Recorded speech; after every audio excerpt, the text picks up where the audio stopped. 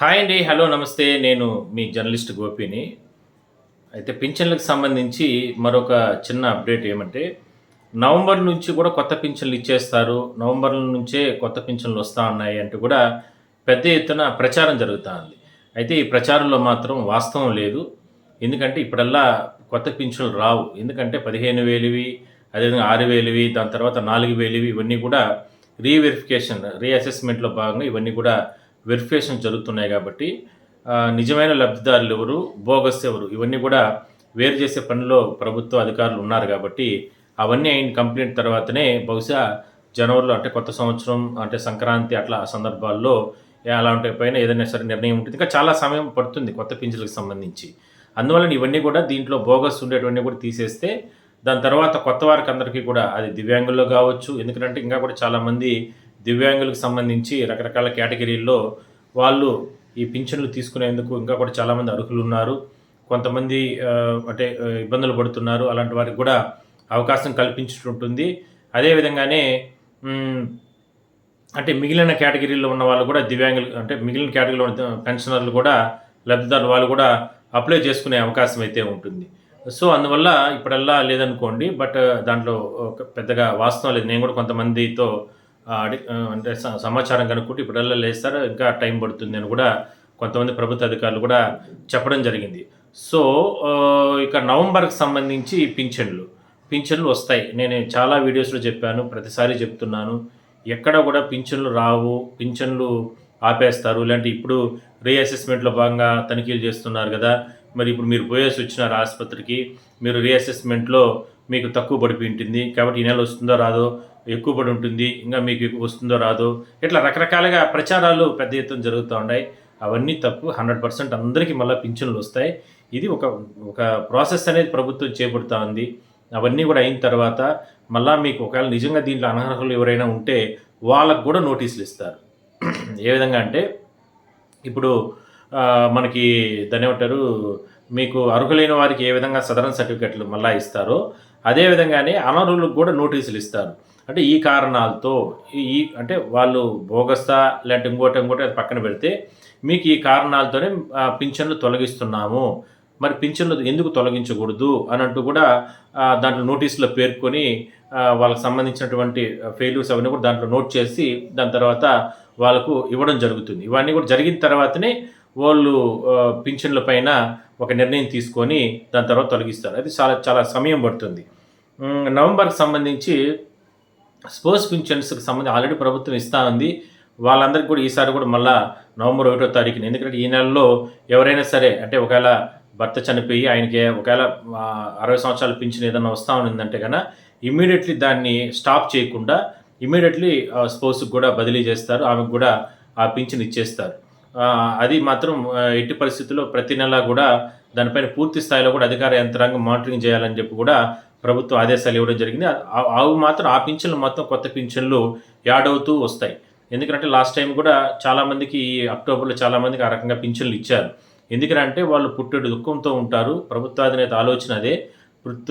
అంటే వాళ్ళు తీవ్రమైన ఆందోళనతో ఉంటారు.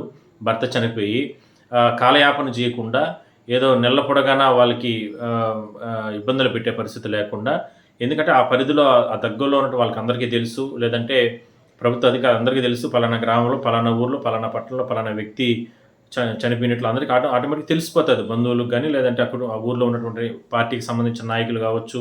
ఎందుకంటే ఇప్పుడు కూటమి పార్టీ అధికారంలో ఉంది కాబట్టి 3 పార్టీలు కాబట్టి వాళ్ళకి తెలుస్తుంది. ఇట్లా అందరికీ కూడా ఆల్మోస్ట్ తెలుస్తాయి.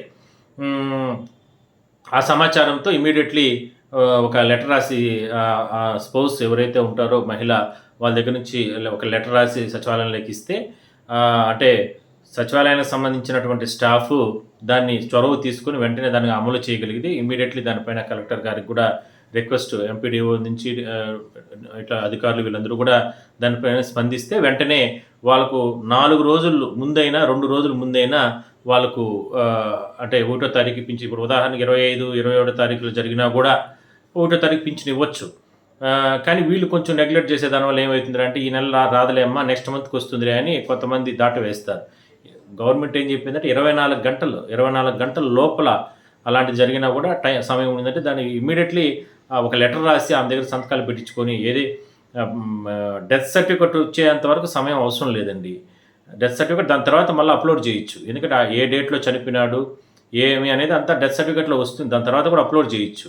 ఇమ్మీడియేట్‌లీ ఆమె దగ్గర నుంచి రిక్వెస్ట్ ఫార్మ్ తీసుకొని ఇమ్మీడియేట్‌లీ దాన్ని మనం ఆన్‌లైన్‌లో సచివాలయాల సిబ్బంది అదే అందరూ చొరవ చూపితే ఆ బాధితురాలికి అంటే ప్రభుత్వం ఏం చెప్తుంది, భర్త చనిపోయినటువంటి వాళ్ళకి ఇమ్మీడియేట్‌లీ స్పౌస్ పెన్షన్ కింద ఆ మహిళకి మనం ఆదుకోవాలి, ప్రభుత్వ సహాయం చేయాలనేది ప్రభుత్వ ఆలోచన. దీన్ని గ్రౌండ్ లెవెల్‌లోకి వచ్చే కొందుకేరా అంటే వీళ్ళు నిర్లక్ష్యం చేసే కారణంగా కొన్ని చోట్ల జరగవు. అన్ని చోట్ల అని కాదు, కొన్ని చోట్ల జరగదు. అందువల్ల మానవతా దృక్పథంతో ఇలాంటి వారికి అందరికీ కూడా సహాయం చేయండి. అది కాకుండా ఇలాంటి దివ్యాంగులకు గానీ, ఇలాంటి మానవతా దృక్పథంతో ఉన్నటువంటి ఇలాంటి భర్తలు చనిపోయినటువంటి మహిళలకు వాళ్ళకి పాపం ఇమ్మీడియేట్‌లీ గాని చేస్తే ఆ భగవంతుడు ఆ అధికారులకి, ఆ సిబ్బంది కూడా అంతా కూడా మంచే జరుగుతుంది. సో వాళ్ళని ఆదుకున్నట్లు వాళ్ళవుతాం. కనీసం మన జోబులో నుంచి ఇయ్యలేదు. కనీసం భగవంతుడు ఆ ప్రభుత్వం ఇచ్చేటటువంటి ఆ రకమైనటువంటి వాళ్ళకైనా సహాయం చేస్తే బావుంటుంది. చాలామంది చేస్తారు. బట్ కొన్ని చోట్ల మాత్రం ఇలాంటి ఇబ్బందులొస్తున్నాయి. సో దానిపైన మాత్రం అలాంటి వారికి అందరికీ 1 తారీఖు పింఛన్లు అలాంటివి వస్తా ఉంటాయి. సో ఇంక కొత్త పింఛన్లనేది ఇందాక మనం చెప్పుకున్నట్టు ఇంకా చాలా సమయం పడుతుంది. ఇంకా ఇంకొక ఇంపార్టెంట్ ఇదేమంటే చాలామంది అంటే ఇంతకుముందు వీడియోలో చెప్పాను నేను. చాలామంది వీళ్ళు రీఅసెస్మెంట్‌కి వెళ్ళడం లేదనేది ప్రధానంగా చర్చ నడుస్తాంది. ఖచ్చితంగా వెళ్ళండి. నేను ప్రతి వీడియోలో చెప్పేది ఏరా అంటే ఖచ్చితంగా మీరు రీఅసెస్మెంట్‌కి వెళ్ళాలి. వెళ్ళకపోతే మీది తప్పవుతుంది. వెళ్ళి ఒకవేళ అక్కడ పర్సెంటేజ్ ఒకవేళ అంటే కొంచెం తగ్గినా ఇబ్బందేం లేదు. మీరు నిజంగా దివ్యాంగులు కాబట్టి, నిజంగా మీకు ఉన్నటువంటి సమస్యలు ఉన్నాయి కాబట్టి, వెళ్తే ఒక 5% పెరగచ్చు. లేదంటే ఇంకొక 2% పెరగచ్చు. 10% పెరగచ్చు. ఒక 2% తగ్గచ్చు. లేదంటే ఒకవేళ మీకు నిజంగానే భయం ఉంటే, నిజంగానే మీరు ఒకవేళ 40% బిలో పడిపోయింది అని అనుకుంటే, మళ్ళా కూడా మీరు అప్లై చేసుకోవచ్చు. మళ్ళా కూడా నోటీసులు ఇస్తారు మీకు.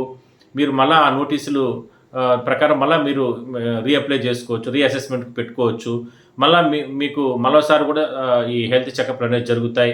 సార్ మాకు అనుమానం ఉంది. మాకు ఇంత పర్సెంటేజ్ ఉన్నింది. బట్ మాకు మళ్ళా ఇప్పుడు కూడా మాకు అన్యాయమే జరిగింది అని చెప్పి మీరు మళ్ళీ పెట్టుకుంటే అంటే రాని ఫస్ట్ ఇది అయిన తర్వాత ఒకవేళ మీకు అనర్హులని మీకు వస్తే దాని తర్వాత దానికొక ప్రయత్నం. దాని తర్వాత మళ్ళా కూడా దానికి మీరు అర్జీ పెట్టుకోవచ్చు. ప్రయత్నాలు చేయొచ్చు. అది కాకుండా మీరు ఎలకనే పోతే మనము అంటే వాళ్ళు నోటీసులు ఇచ్చారు. మనం వెళ్ళకుండా పోతే సరే వచ్చిన రోజులు రానీలే, లేదంటే చూద్దాంలే, మనం వెళ్ళలేదు కాబట్టి హెల్త్ చెకప్‌లకి మనకి కంటిన్యూగా ఇస్తానే ఉంటారు అంటే అక్కడే పొరపాటు జరుగుతుంది. అంటే ఏదో అక్కడే తప్పు జరుగుతా ఉంది అనే ఆలోచనతో టక్కని అలాంటి వారికి హోల్డ్ చేసేయొచ్చు. కాబట్టి అట్లా వద్దు.